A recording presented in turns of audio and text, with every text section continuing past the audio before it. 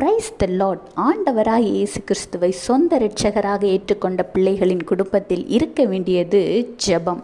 அதிலும் குடும்பம் கட்டப்படுவதற்கு ரொம்ப முக்கியமானது குடும்ப ஜெபம். சில வீடுகளில் அதிகாலையும் இரவும் கரெக்டாக பண்ணுறாங்க. இன்னும் சில குடும்பங்களில் அதிகாலை மட்டும் இரவு நேரத்தில்னு அவங்களுடைய சூழ்நிலையை பொறுத்து மாற்றுறாங்க. ஆனால் சில குடும்பங்களில் ஜெபமே நடக்குதில்லை. ஏன் இந்த ஜெபம் பண்ணுறதில்லைன்னு கேட்டால், அந்த குடும்பத்தின் பெண்கள் குழந்தைகள் இருக்கிறாங்க, கணவன்மார் இருப்பதில்லை. அதற்கான காரியம் என்னன்னு அந்த கணவன்மார்கள்ட்ட கேட்டிங்கன்னா, நான் ஒர்க்கு முடிச்சுட்டு வரேன், டியூட்டிக்கு போயிட்டு வரேன், என்னால் அவ்வளோ நேரம் அதில் உட்கார முடியலை, ஸ்பெண்ட் பண்ண முடியலைன்னு சொல்கிறாங்க. நம்ம எவ்வளோ நேரம் ஆண்டவருக்காக கொடுக்குறோமோ அவ்வளோ நேரம் நல்லது தான்.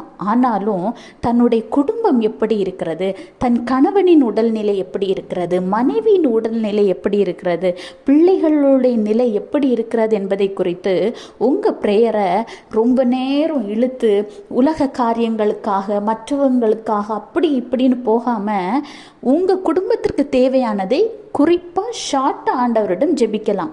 உலகத்துக்காகவும் ஜெபிக்கணும் இல்லைன்னு இல்லை. ஆனால் குடும்ப ஜெபம்னு வரும் பொழுது உங்கள் குடும்பத்தின் அத்தியாவசிய தேவைகளை ஷார்ட்டாக குறிப்பாக சொல்லிடலாம்.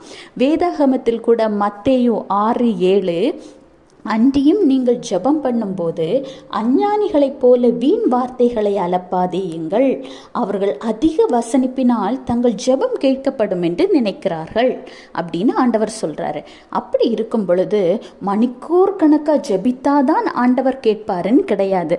நீங்கள் ஒரு 15 நிமிடம் குடும்பமாக ஜெபித்தாலும் கூட அந்த ஜெபம் உணர்வு பூர்வமானதாக ஆண்டவரின் ஆவியின் அபிஷேகத்தில் நிறைந்து குடும்பமாக ஒற்றுமையாக ஒரு மனதோடு உங்கள் தேவைகளை ஆண்டவரின் சன்னதியில் வைப்பதாக இருந்தாலே உங்கள் குடும்பம் ஆசீர்வதிக்கப்படும். கர்த்தர் உங்களையும் உங்கள் குடும்பத்தையும் ஆசீர்வதிப்பார். Have a blessed day. Jesus bless you.